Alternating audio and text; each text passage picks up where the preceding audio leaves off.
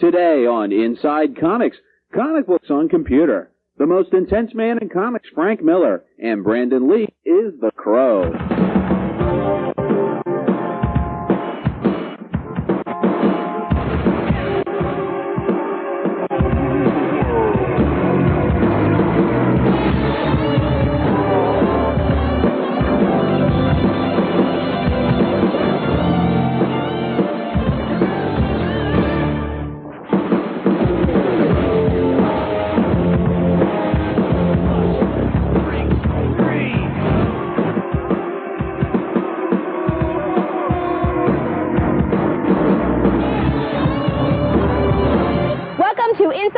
I'm Nikki. And I'm Tony. Today on Inside Comics, the humongous San Diego convention, comic books on computer, and the most intense man in comics, Frank Miller. But first, one of the greatest game crazes of all time. It's the Magic card. Last summer, Wizards of the Coast released an innovative trading card game called Magic the Gathering. In the game, each player starts off with their own deck of collectible trading cards and competes with other players to win new cards and to get better decks. Sort of like poker. The starter decks come with 60 cards, and each player needs at least 40 cards to compete. When the cards became available, Wizards of the Coast could not have expected the demand and had to go back to press. Their first series of cards have black borders, and reprints have white borders, thereby satisfying the insatiable demand of collectors and fans alike. Some of the auctions and things have card prices going anywhere from about $6 to $8. Of course, initially with the black border cards, prices were really getting out of hand for a while, going up to $12 to $20 cards. Actually, I've heard of one person who quit his college job because he found that brokering Magic cards was more profitable. The cards depict lands, artifacts, creatures, and spells. Many characters' names were made up for the game.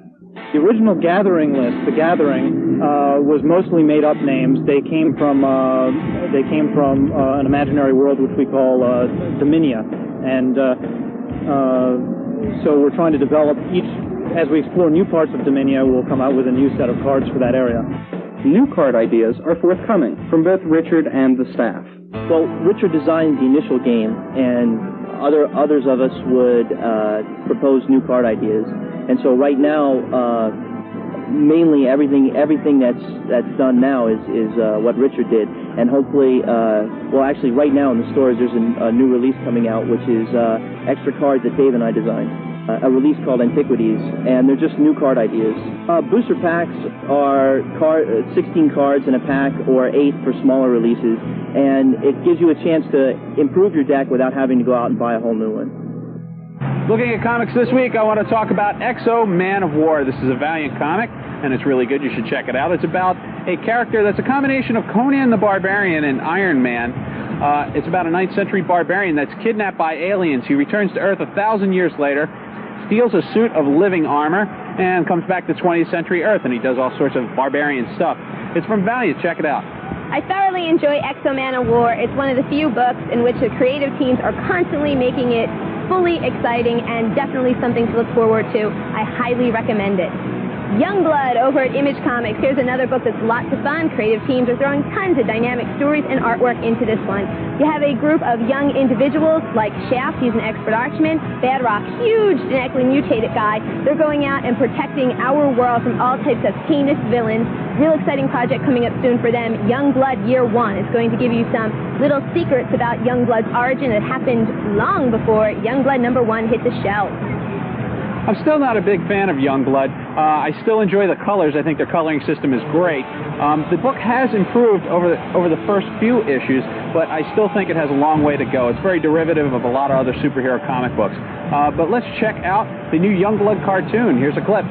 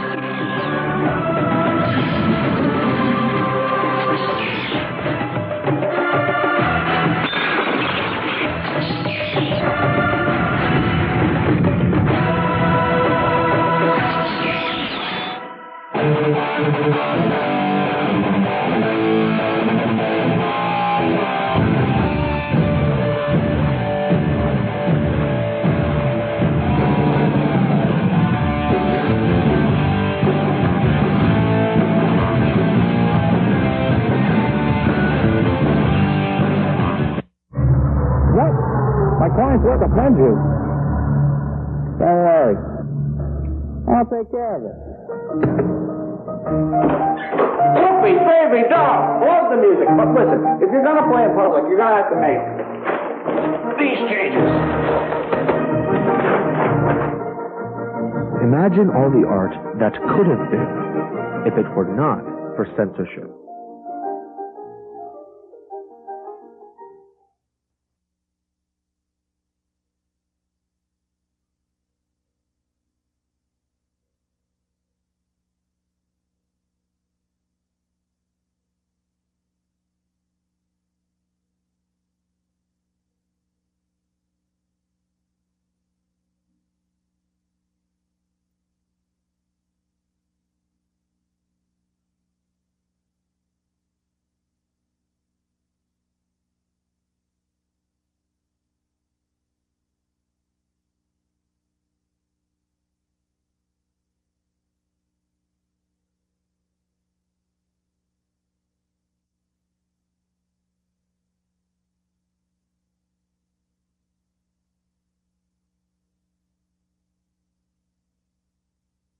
Sylvester from Image Comics. Welcome back to Inside Comics.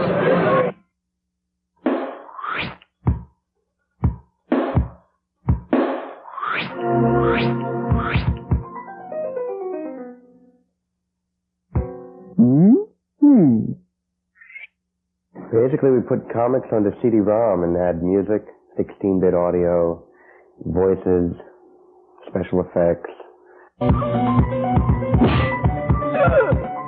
Publishing has been moving on to disc past few years, and there's a good cross-section of comic book users and computer enthusiasts. With the advent of new technologies, comic books are becoming more interactive. In early '94, Marvel released its first electronic ashcan for Ghost Rider 2099. CD Comics produced an earlier CD-ROM for Malibu's Dinosaurs for Hire, and now has released Ben Dunn's Ninja High School comic on CD. Well, with this current title, Ben Dunn's Ninja High School, we have scanned in the artwork, and we have added animation. I've got nothing to hide.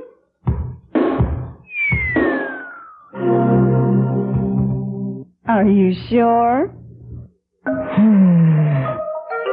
Ninja High School is a parody comic mixing several different genres of manga, the Japanese word which includes cartoons and comic book characters.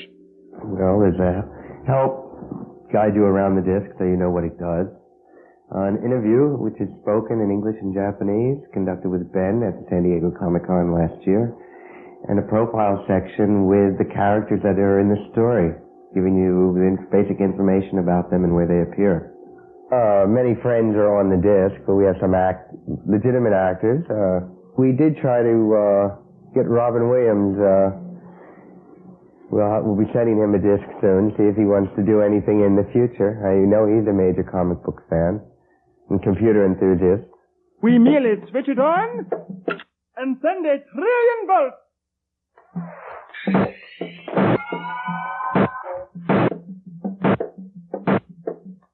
Professor Seamhead, are you all right? Ah, invigorating. We are talking with a few publishers and looking for our next project. We will be releasing Ninja High 2 at San Diego Comic-Con August 1st. The CDs take about 3 months to produce and retail for $29.95, and with the rising cost of comics these days, it may not be long before comic books enter the computer age. Taking a look at today's super movie. A super movie is a movie about superheroes or heroic exploits. Today's super movie is The Crow, starring Brandon Lee. Brandon plays a rock musician who comes back to life to avenge his own death and the death of his fiancée.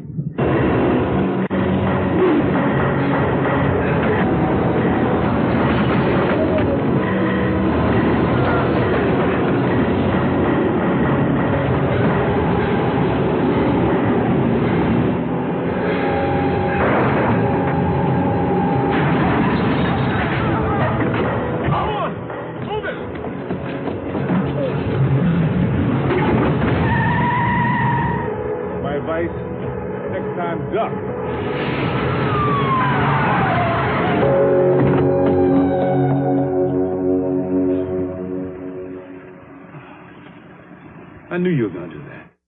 the idea was that there could be a love so strong that it could transcend death, that it could refuse death. I love you. Say that again. I love you. But to me, what appealed to me about the thing is this very evocative mood that is created by the comic book. And that's what I wanted to recreate. You know, that's the thing that I think everyone involved with the film is quite passionate about bringing to the screen. Is you see, when you look at the comic book, you see something in it that really affects you. And it's a very intangible quality, but that's what we're trying to create with the movie as well. Gentlemen,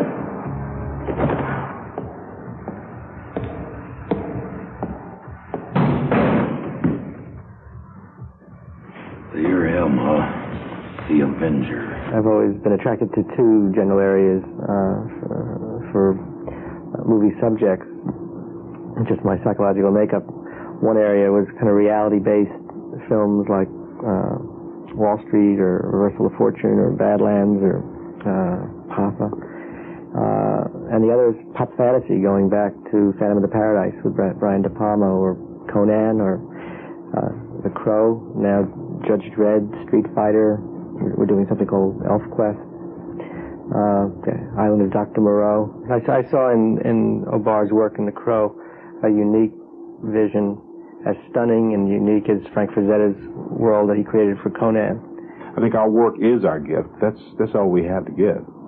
And I think it's a gift from Brandon. I think it's all of us put our hearts into it, and hopefully people will enjoy it. The appeal of Eric's mission is that it is a very pure one. He has come back to seek justice for himself and for the woman he loved, and in a sense, for anyone who is victimized and has never had the chance to seek justice. I know you. I know you. I knew you. I knew you. But you ain't you. You can't be you. We put you through the window. There ain't no coming back. This is the really real world. There ain't no coming back.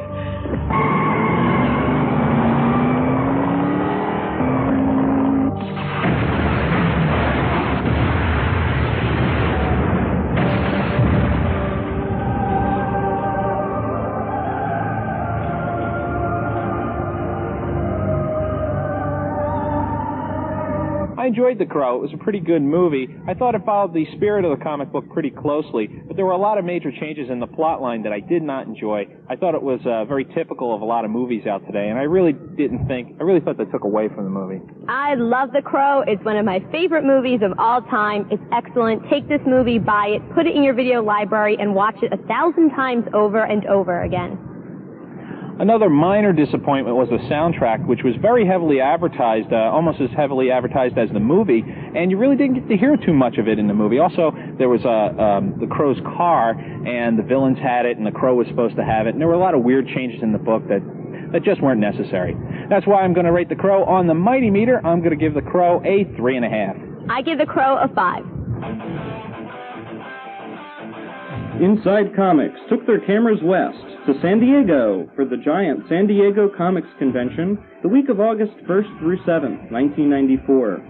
The event, which exceeded over 34,000 in attendance, featured the Will Eisner Comics Industry Awards, along with a preview from Marvel, DC, and Diamond at the San Diego Zoo, and Technocomics held a preview consortium featuring celebrity writers Mickey Spillane, Majel Barrett Roddenberry, and Leonard Nimoy. Celebrity appearances were held by Matt Groening and Glenn Danzig, as well as Jean-Claude Van Damme, who appeared on the floor after a consortium showing clips from the Street Fighter and Time Cop movies. Advanced screenings were held for Natural Born Killers and Full Moon Entertainment's Oblivion, featuring Peter David. Nikki and writer Rob Allstetter were on the floor with creative people such as Mark Silvestri, Stan Lee, Alan Grant, Paul Ryan and Tom DeFalco, The Prime Guys, Joe Quesada and Jimmy Palmiotti, and Matt Wagner. and many old and new characters were represented in costume. The 34,000 attendance figure makes the San Diego Comics Convention the largest convention ever attended. Cosmic Comics on the White Horse Pike in Berlin, New Jersey, just off Route 30, midway between Atlantic City and Philadelphia.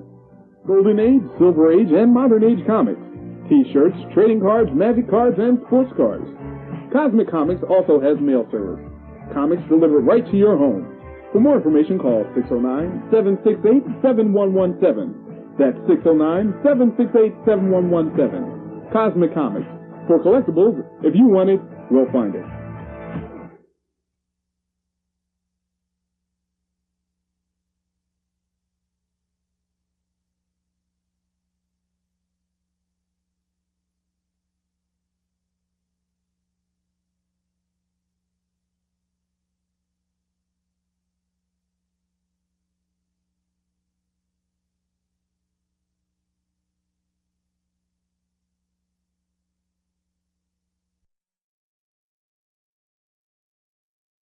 Information. Rob Allstetter's Comic Book Reporter phone line. Voice your opinion about important comic book issues. 313-252-2200, extension 0927. Frank Miller, the man behind such great books as Sin City and DC's legendary The Dark Knight Returns. Inside Comics got a chance to talk to him, and here's what he had to say. Frank Miller is one of the most sought-after artists, writers, and comics creators. Frank got his start at Marvel Comics thanks to another comic book legend, Neil Adams. And I got in the way a lot of us did back then. I simply moved to Manhattan and bothered publishers a lot. I got a lot of help from the artist Neil Adams, a lot of training from him, and professional contact. But essentially I made a nuisance of myself and kept trying until I got good enough to make a living at it. But it was Frank Miller's tough and gritty version of Daredevil that made him a hit with fans and critics. Influenced by early detective comics and writer Mickey Spillane, Frank forged a new kind of superhero. When I moved to New York to work as a professional, I was all set to do crime comics. I came in there with a bunch of samples of these tough guys in trench coats and found out that they didn't do anything but guys in tights. So I had to adjust and ended up grabbing those characters when I got the opportunity that were the least superheroic of the superheroes, like Daredevil and Batman. You always remember the first issue number of the first series you do. It was Daredevil number 158, back in the early 80s, and I stayed with that up through post-issue 200. In 1988, DC published Frank Miller's The Dark Knight Returns. This intense, influential graphic novel completely remodeled the Batman. For me, doing Dark Knight was me just thoroughly exploiting and enjoying my childhood and bringing something of my own to it, because what if Batman were as old as his legend is? And also, what would really be the psychology of a guy who dressed up like a bat and threw criminals out windows? Would this man really be a liberal? And wouldn't he be a somewhat strange human being? And but as far as its influence, yeah, there's been a lot of sort of like grim and gritty, etc. But a friend of mine once put it perfectly.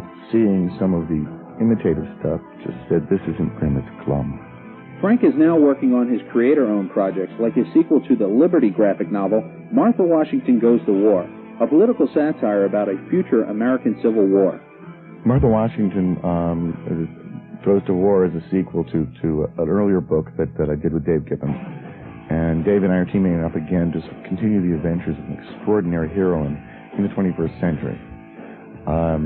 It includes a certain amount of political satire, but mostly it's a pretty straight-ahead adventure comic. Sin City, Frank's other Legends title, is a raw, no-holds-barred detective comic with a gritty edge and Frank's unique style of art. I'm spending most of my time now working on Sin City, which is a crime comic, trying to bring back crime comics. They were real big in the 1950s before the superheroes completely took over. And it really is the comic I've wanted to do for many, many years. Black and white, very hard edge, very tough. It's not for kids. And it's demonstrated to me that there is enough of an adult audience out there to support a comic book that's aimed at them. It's time for today's Lucky Letter. Frank Saunders of Philadelphia, PA writes, Dear Inside Comics, what's the deal with Batman? Yes, Batman's had a very confusing life recently. A while back, he had his back broken by a character named Bane. Then he was replaced by a new guy named Azrael, so then he had to come back, kick Azrael out of the Batcave, resume the mantle of the Bat, and now he's going away again. Dick Grayson, the original Robin's going to take over being Batman for about 12 issues, and then Bruce Wayne will be back and everything will be back to normal. For writing us, Frank wins a Time Cop promotional package full of all kinds of cool Time Cop stuff. If you would like to win a Time Cop package or other prizes, send your questions to Inside Comics, P.O. Box 10035, Philadelphia, PA 19108. Remember to include your name, age, address, and the type of stuff that you would like to win.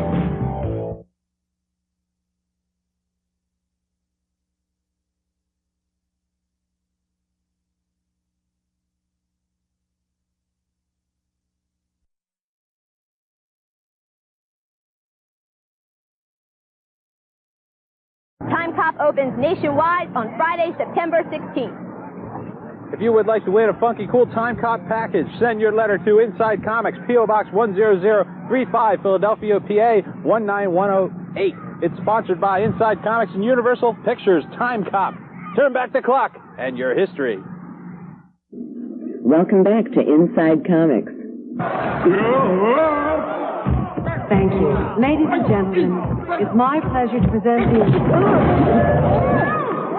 Welcome to Celebrity Corner. I'm here with Leslie Nielsen, the man, and we're here to ask him what sort of comic books you like to collect when you were a kid, Leslie.